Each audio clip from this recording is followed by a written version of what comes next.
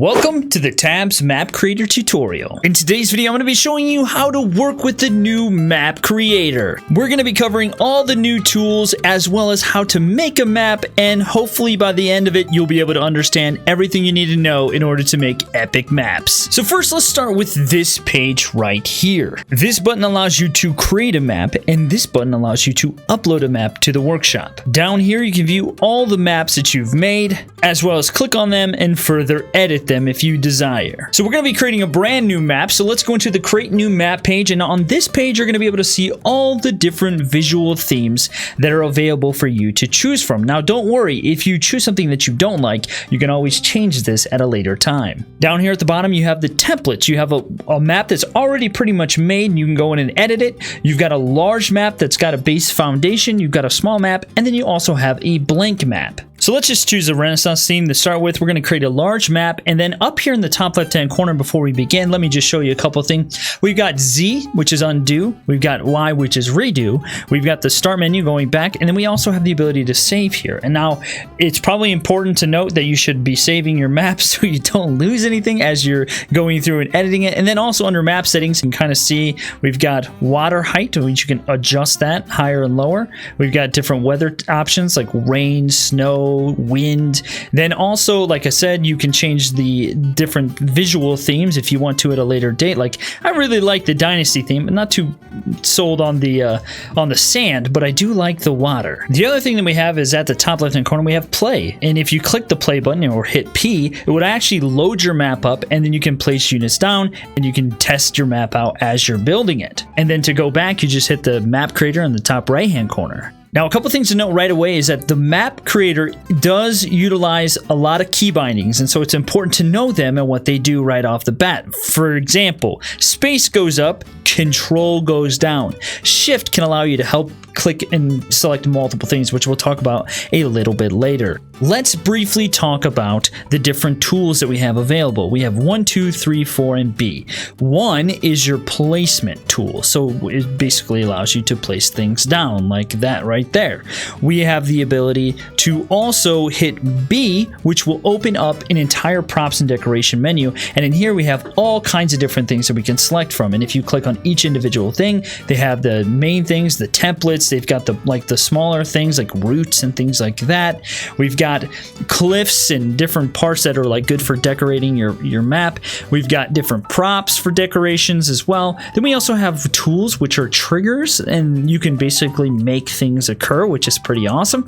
And then we also have effects, which just makes your map look cool, which we'll talk about later on. So let's start with the placement tool. Now, a very important thing to note right off the bat is that if let's say you put something down, and let's say you're scrolling through different objects and you hit the right mouse button, right? That allows you to delete things really quickly. You can also hit Z to undo.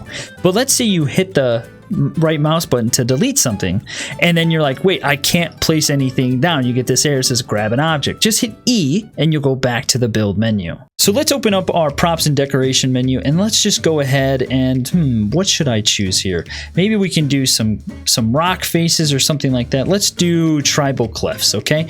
So the tribal cliff, as you can see, you can scroll through with your middle mouse button, just scrolling like you normally would down a page, and that'll select all kinds of different types of cliff faces. But let's say we want to use this. And you click to place it down, and you're like, it looks cool, but it's not where I want it to be. I want it to be turned a little bit.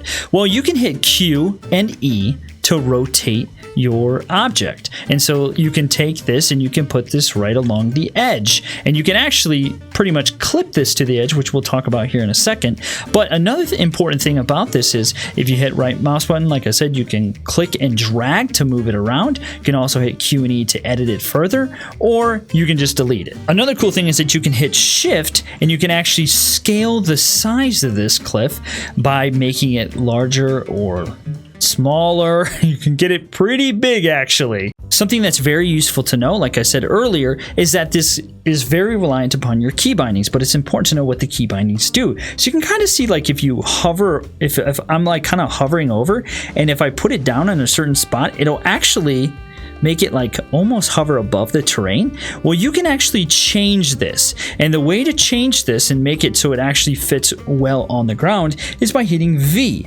That will actually clip it to a specific area. So let's say I want it to be just barely popping out of the ground. I can do it like that.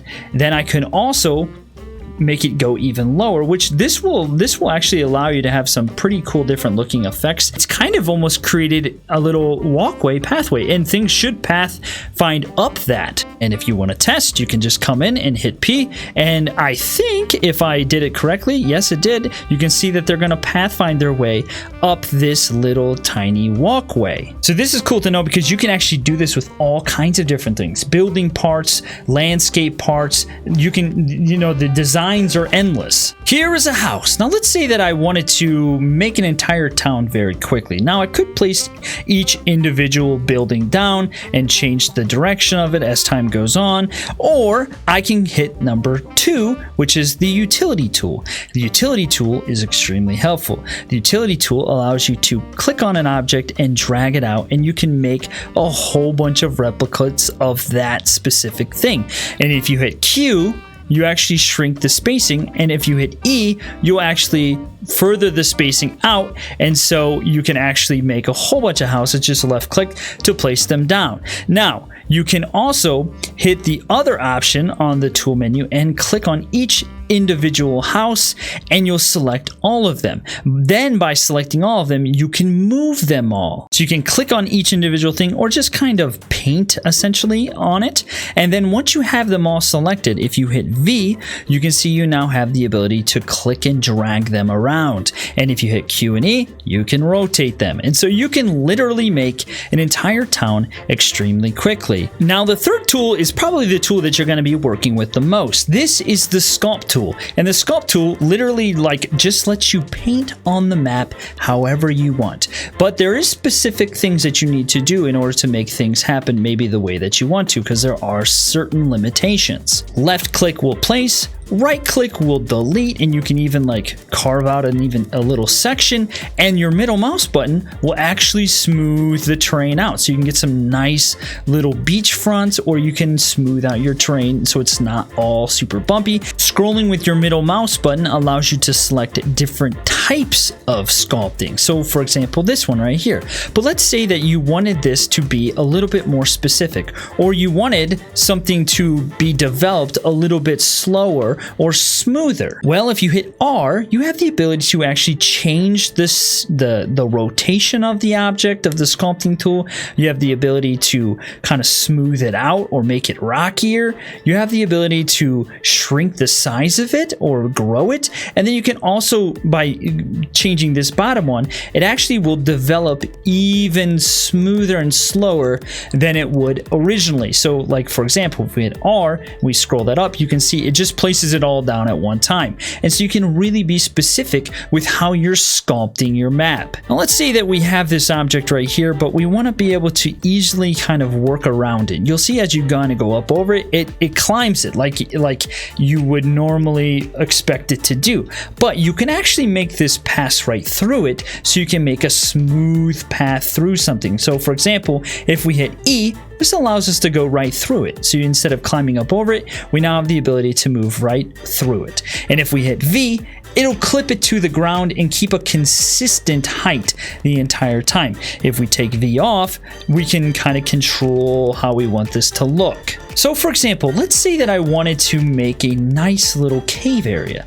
Well, if I didn't have E selected, it could be kind of difficult to do. But if I hold E and then right click, I can make a path right through that and carve ourselves a nice little hole through a mountain. Now, tool number 4 is incredibly fun to work with. It's called the Mayhem tool, but there's some specific things within the Mayhem tool that's important to know. So let's start at the very beginning. The Mayhem tool at the very beginning is your burn tool. Now I'll show you what this can do. So this could be done a couple different ways. Let's say that you wanted to just kind of wipe out a whole section of your map and you want it to be relatively specific. Now, you could hit B and you can come into your foliage and you can put down different bushes and trees, and then you can come over to your burn tool and just click on it and it will literally delete it. Now, another really cool tool is this tool right here, which is the foliage tool that allows you to literally make an entire area extremely quickly. Let's say that you wanted to just kind of delete a little bit of this, but not the whole thing. You can just click and drag. The other important thing to know is that you have the same type of options with R, where you can decrease the radius or increase the radius. So if you wanted to be very, very specific, you can just make it smaller and then, you know, highlight a certain tree and get rid of that tree. Also, with this second tool, you have the ability to do some pretty cool things. Like if you hit E, you can actually select what types of foliage you want to grow. So if you want to make an area, let's say a mountainy area with snow on top, and you want to put down some winter stuff, that's how you would do that. You can also delete those specific things really quickly. You can also change the radius again with R and make an even larger section. Next tool, the best way to describe it is a burn tool or a highlight tool. Now, if you've ever worked with something like Photoshop, you can actually darken an area or you can make it lighter. And the way to do that with this tool, for example, is by left clicking. You can burn an entire area, which will make it, you know, you can make it look like a cliffside, or like what I did with my map was I made like an apocalyptic looking map and I made everything look like it was scorched. Now, the right mouse button will actually reset that back to what it should be originally. And so if you made a mistake or you just want to get very specific, let's say you want to change an area, you can also make it very smooth and gentle kind of design and overall burning, so it has a nice gentle gradient.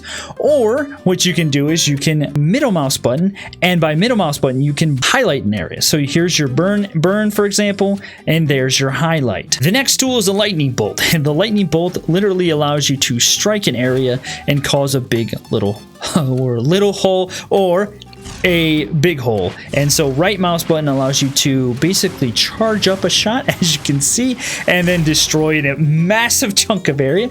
Or you can just left click and you can actually hold it down and drag and make a nice little pond very quickly. The same thing applies to the next tool, which is I don't know, an earthquake tool, I guess. It like causes a fissure, and if you right click you can cause a big gigantic area. Same thing applies where you can click a whole bunch of times really quickly and make a really rocky looking area. The next tool, I'm sure will be a favorite of people, is the meteor tool, which literally drops a meteor from the heavens. If you right click, it'll drop a whole bunch of them, so you can kind of get like a random assortment of, you know, what things will look like when you just drop a whole bunch of meteors on an area. That's actually kind of cool. The next one is a volcano. So if you want to make a volcano coming up out of the water, you can just left click. It's also important to note that you can click multiple times and make this volcano however freaking big you want it to be, but then it'll kind of get weird. And so you can only go a certain height before it starts kind of deforming.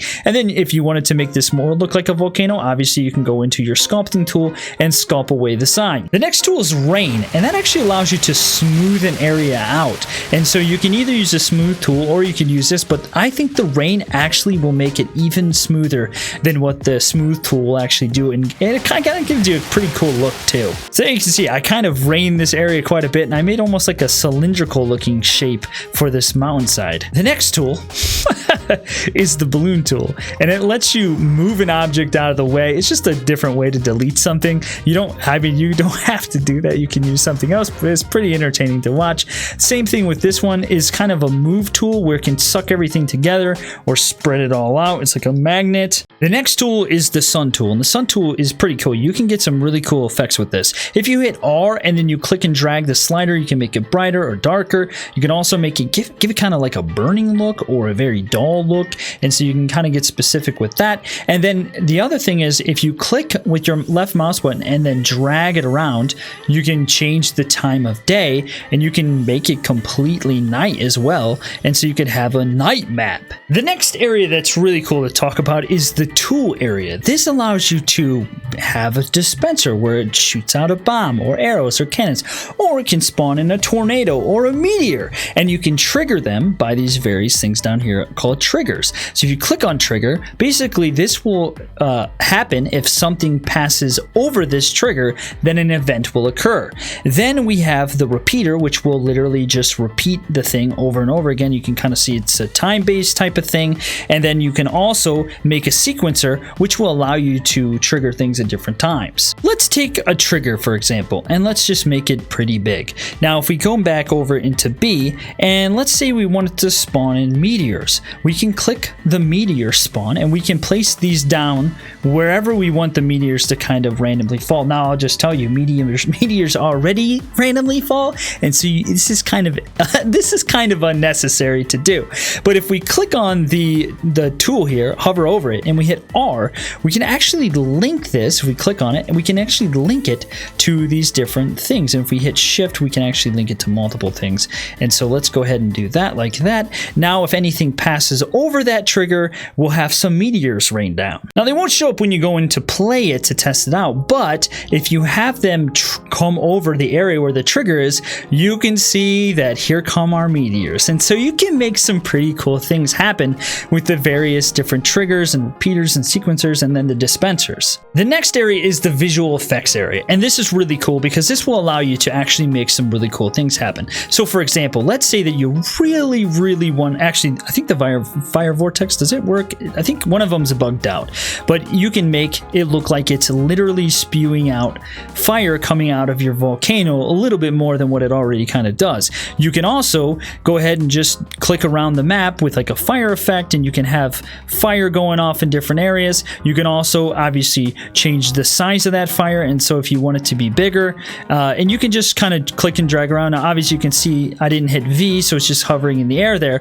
but you kind of get the idea. And then like I said at the beginning, if you want to change things up, you can always just click and make it look different. You can add in some snow, and you can drastically change the way your map looks in a very short amount of time. Once you have your map to the point where you want to save it, you should be saving, I think, throughout the as time goes on, but you can make a thumbnail of your shot.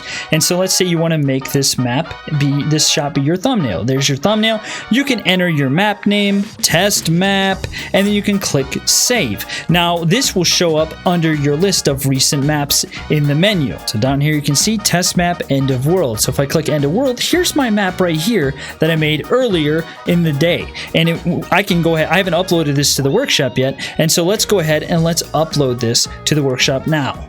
Then you can either update existing or upload a new map, and so I'm going to go ahead and upload my new map.